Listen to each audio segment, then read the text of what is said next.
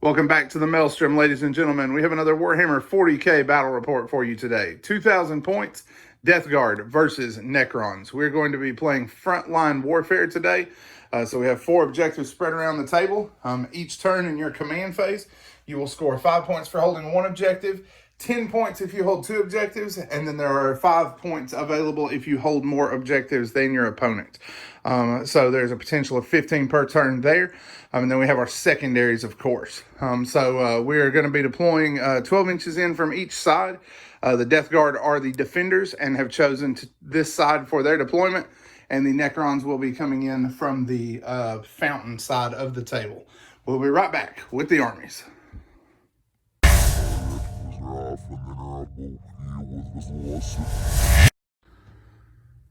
All right, leading things off today for the armies, we have the forces of the Death Guard. We are playing them as a battalion today. Starting things off, we have our Demon Prince of Nurgle with wings. Never been able to field a Nurgle list so far without feeling out of place without a Demon Prince. He has Blades of Putrefaction for his psychic power. He is also taking the Suppurating Plate Relic. And then he is my Warlord and has Arch Contaminator for his Warlord trait. Next up in the HQ slot, we have the Malignant Plaguecaster. For his psychic powers, he is taking Miasma of Pestilence and Curse of the Leper. And then he has paid for an additional relic to take Worm Spitter to replace his Bolt Pistol. In the Elite slot, we have a Biologus Putrefier. He's going to be riding in a Rhino to distribute his grenade goodies to everyone. We are playing with the Ferryman Company today, so if I get a squad that's slightly out of range of those grenades, I'm going to use their stratagem to increase the aura ability on his sheet. And then for my second elite choice, I have a squad of 7 Blightlord Terminators. These guys are always heavy hitters for me, and I'm excited to see what they're going to get done today against the Necrons. Moving over into troops, we have the backbone of the army, which is 3 squads of Plague Marines. 1 squad is armed with Plasma, 1 squad is armed with Plague Belchers, and the 3rd squad is armed with Blight Launchers. They are going to be doing most of the work as usual. We also have a flail in each squad because I've been trying them out recently and have been very impressed with what they get done. And then for our armored support, we have 3 rhinos that are going to carry the squads into battle and 3 Plague Burst Crawlers. I'm eager to see what their blast weapons can get done, and especially now that they can move and shoot without taking that negative, that is going to be a huge help to them. All right, so that is it for the Death Guard. We will be right back with the Necrons.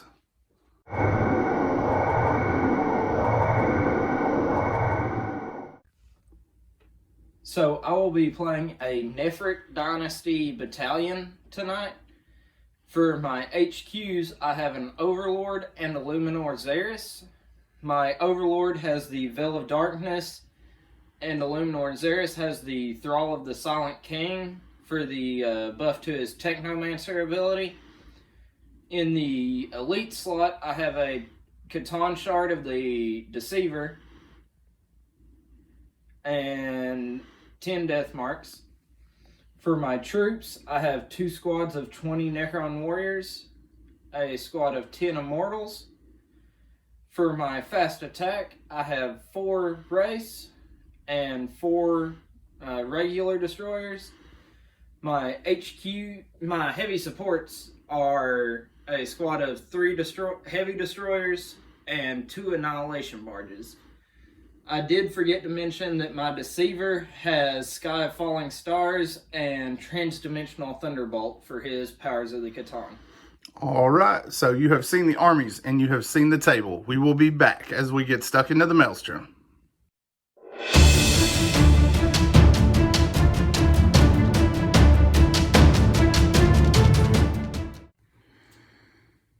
Deployment is complete. The Death Guard were down first. The Terminators are deep striking into play. We then have our mortars making up most of our line across the front with the Demon Prince in the center. We then have all 3 Marine squads mounted up in Rhinos. Here we have the Biologus Putrefier and the 9-man squad with Plague Belchers. We've got the Plasma squad and the Malignant Plaguecaster here. And bringing up the back is the Blight Launcher squad. Eric, walk us down the Necron deployment.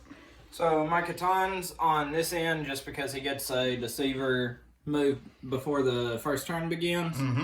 The rest of my army set up in a block, pretty much split down the middle on what's on each half. All right, so that's initial deployment. Then we dice to see who takes the first turn. 2, 2. Let's try that again. Necrons, 1. Death Guard, 1. We're going to be at this all day. 1, 2. Finally, the deadlock ends. The Death Guard are going to take turn 1. We will be back as things get underway. All right, turn 1 is underway. Eric, walk us down the Deceivers redeploys. So he came out of the tower, redeployed the Annihilation Barge from across the field. The Raids moved forward, and the Heavy Destroyers came from across the field. Yeah, moved into position nicely against the front there, but I had an insanely effective shooting phase that turn. The Marines all disembarked and started moving forward. At the beginning of the turn, we whispered with the Ferryman special strategy for the Demon Prince to give him 6 inches extra range on his aura abilities. We then spread our Plague Burst Crawlers out across the front. Couldn't hardly reach this objective and debated whether to advance the tank or not. But with it carrying me into the terrain here, I knew that was going to take some range off. It was a huge gamble, so I decided to just let that objective sit for a turn. We didn't mention earlier in the game, but we have said this in our past video, until we get more terrain built for this table to block line of sight, the way we are playing these rock formations is that they count as obscuring and count as being over 5 inches tall. That way they can kind of represent like mountain passes and stuff. So they do block line of sight if you are behind them. So we're using those to block up some line of sights, but they're also difficult ground. So I stopped just shy of it on this particular piece because its footprint is so big. We're just playing as the court, being the obscuring area. So he went ahead and held up there, and his buddies continued up the center of the table. Rhinos moved forward after dropping off their charge. With the Wraiths that close, I wanted to go ahead and try to get rid of them early.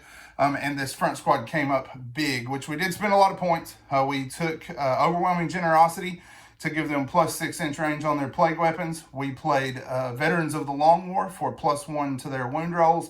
And we played Black Bombardment so that all of them could throw grenades. They were with the Biologist Putrefier for his bonus. They then chucked their grenades and did 26 wounds to the Wraiths. But Eric came up like a champ and saved all but, you failed 4? Yep. So lost 2 Wraiths was all he lost.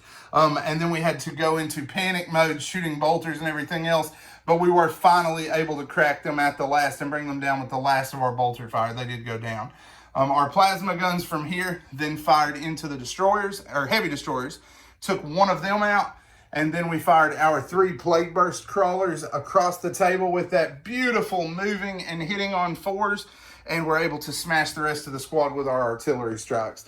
So we did bring down both units, but that was the extent of our damage. We didn't get into anything else in his army, just trying to clean up the Deceivers' forward press.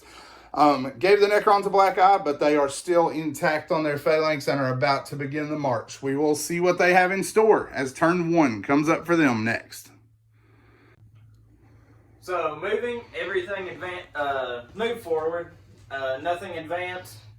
My warriors shot into the Plague Burst Crawler and dealt it 6 wounds? Yes. Well, they did it 4, and then the Eldritch Lance did the other 2. Yep. My destroyers and annihilation barges and the powers of the Catan managed to kill 10 of his 23 Plague Marines.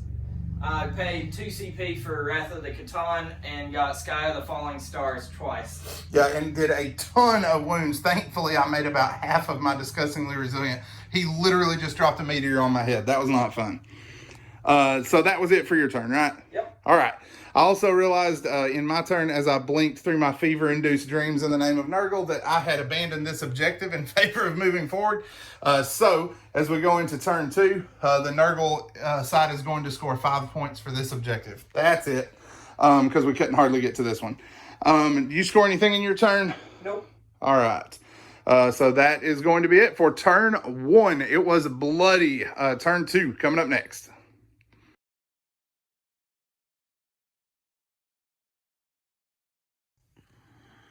Death Guard turn 2 was fairly productive. Went ahead and moved our tanks forward. Moved on to this objective. moved this tank forward to try to crash into the phalanx, and our Terminators teleported into the center of the table. Rhino, from here, put on the reverse lights and came back to claim the objective that we forgot about, and our Marines continued to advance alongside the other transports. We did put Worm Spitter here for lack of any other target. It did help us out a little bit across the course of the turn.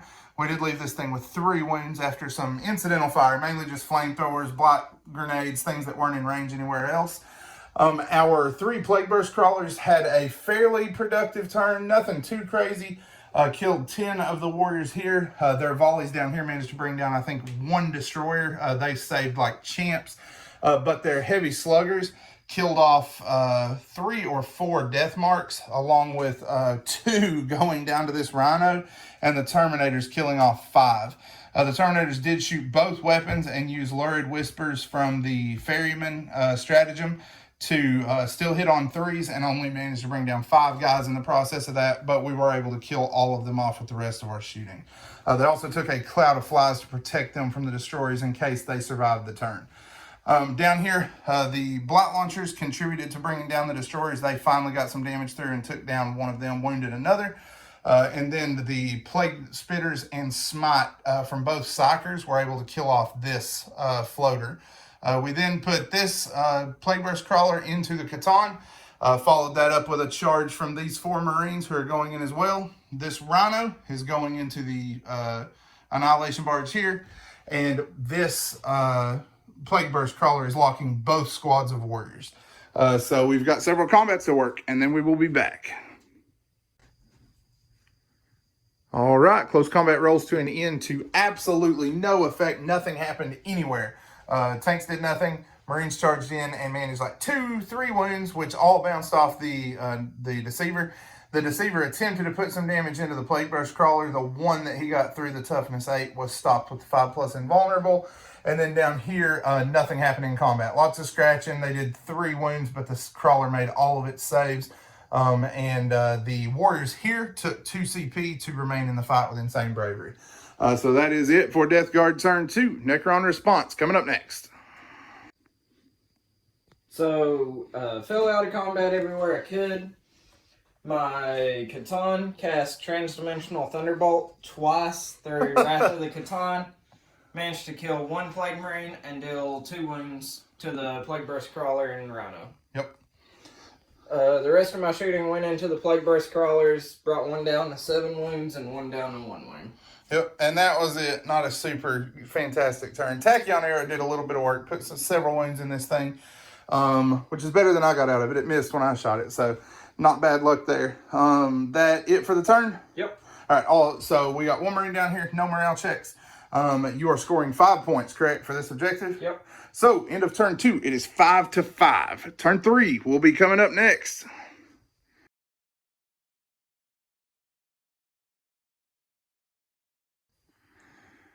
All right, Death Guard started out turn 3 by scoring 15 points for primaries, putting it at 20-5, and then begin their advance into the Necron force. We went ahead and maneuvered our Plague Burst Crawlers to get as many shots as we could. Our fire across the turn, we managed to get 2 of the Immortals. One of the Destroyers was laid low by a Plague Burst Crawler fire. And then Plague Spitters and Terminators taking our last point for the turn for the +1 to hit. We're able to cut down the entire 20-man squad on this end. We also fired all of our weapons here. The Flamethrower and Smite, or I said Flamethrower, Plague Belcher and Smite were able to bring down the Annihilation Barge on this end. And then we managed 1 wound in the Catan. Blight Launchers didn't do anything. Plasma brought down 1 of the Immortals back here. And now we are putting this Rhino into the Destroyer to try to shut them down for the turn. And the Terminators have barely made their charge here into the Warriors with a 4, barely covering the distance. So we're going to work those combats, and then we will be back. Combat rolls to an end. Gong show on this flank as was expected. However, here we saw a bloodbath of epic proportions. The Flail of Corruption rolled up 9 attacks, scored 8 hits, 8 wounds. 7 of those were felled, killing 14 warriors. The other 6 were promptly chopped down by axes from the rest of the squad. At that point, with so little footprint left, the Necrons are going to have to unfortunately concede.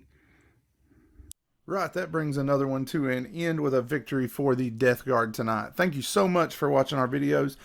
Please like and subscribe if you enjoyed what you've seen. This was definitely a rough game for the Necrons. Even with those that second block of warriors we forgot to mention did go to toughness 5 for Illuminor Xeris, and they still just got smashed by that flail. That thing was brutal.